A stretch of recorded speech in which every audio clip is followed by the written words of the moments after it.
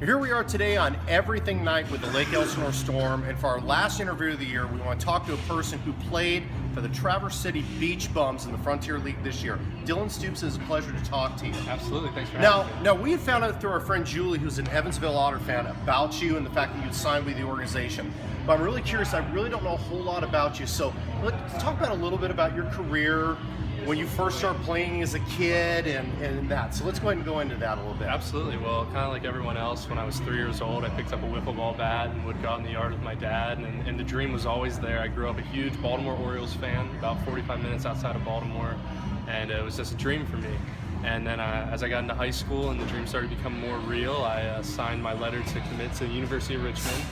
And as a freshman, I actually underwent shoulder surgery. Okay. So a couple years go by, I get healthy, I play in Cape Cod, I'm drawing attention, and I blow my knee out. Okay. So at the end of a college career where I showed a lot of upside and I wasn't quite ready to give it up, so my coaches suggested independent baseball. I got an invitation to go out to Sonoma, California. Had an amazing time out there, and two of the guys who ran the team wrote a book. Interesting, okay. The book started to draw some attention, and they were trying to get guys signed. They got a player signed with the Brewers, and then I went to play with Traverse City. I had an alumni who I played with in Richmond who was there as their closer, and when he signed his deal, he said, I'll sign if you bring this guy along.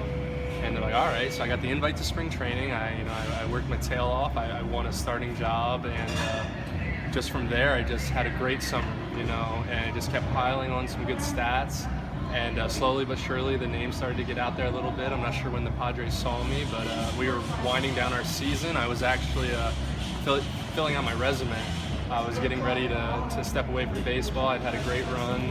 I was going to look for a real job, and just go out on top. And then I got this call, and the dream came true, just out of nowhere. And I can't tell you, it's been amazing. It's just been absolutely amazing. The emotions where, whether it lasts one more day or 20 more years, this is one of the biggest stories of my life that I'll be able to tell everyone, and it's just amazing. Well, I absolutely love it, because one of the books that my co-author's been encouraging me to read is The Success Principles by Jack Canfield. And it talks about guys that persevere and keep on going, because even if you're told no, just keep going, just keep pushing forward or whatever. And that's one of the things that really interests me about you, and the fact that, independent ball, that's a grind. Talk a little bit, what's it like on the independent ball circuit? I know you have very little time off, and what are crowds like? Talk a little bit about it. What's Traverse City like? What was it like this year? It's all about the fans. You're a product, and there's no promotions. If you don't play well, you get sent home. So you're there for the fans to draw crowds. So you have crazy promotions. There's no weightlifting coach, no conditioning coach, so it's more on your own. And it's a grind. 12-hour bus rides here, 3 days later, 12 hours here. Then you're going home, one off day, and you have this, that, and it's crazy. It's a lot that comes at you at once. It's not minor league baseball where they're invested in each and every day. As a starter, I could throw 120, 130 pitches in an outing, and they don't care. The fans want to see the complete game. Mm-hmm. They want to pull for the guy, So it's interesting. It's very fun, but it's very different at the same time. More relaxed in one right, and also more going on in another. So. Now you mentioned about being a Baltimore Oriole fan. So who are the guys that you liked growing up as a kid? Who are some of the Orioles that you really like, or other players in general that you really admire? So I grew up in a baseball family. So my two favorites are actually not Orioles. I grew up loving Sandy Koufax. Okay. Anything I could read, anything I get my hands on, just because of the aura surrounding him, and just the type of presence he had and the way he played the game. And then Willie Stargell with the Pirates in the 70s. My family's a baseball family. It was just all about the names and the stories. But as an Orioles fan, I loved B.J. Surhoff. Okay. Former UNC Tar Heel. Yep. Was the #1 overall pick. A lot of people the Brewers a lot too. Yeah, I knew that. Drafted as a catcher, but I always heard stories of him having the strongest work ethic. And through everything I've been through and all this, like you said, I just never give up, and I just had to keep going with my injuries. I would always think back to how hard he played the game. And then, there's the obvious choices, everyone loves Cal Ripken.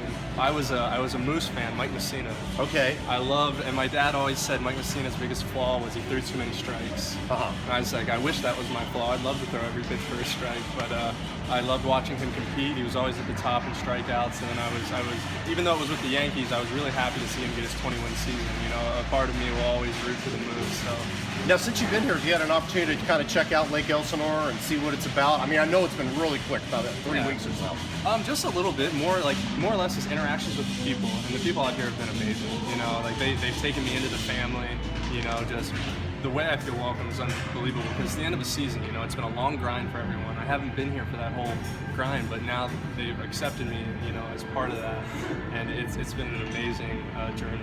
Awesome. Dylan, I want to thank you so much for your time. And, you know, these are the type of guys that, for me as a fan, so Rebecca, these are the guys that we cheer for. Because believe me, perseverance does pay off. And Dylan Stoops has proved it. Dylan, thank you for your time. Thank you so much. I appreciate that.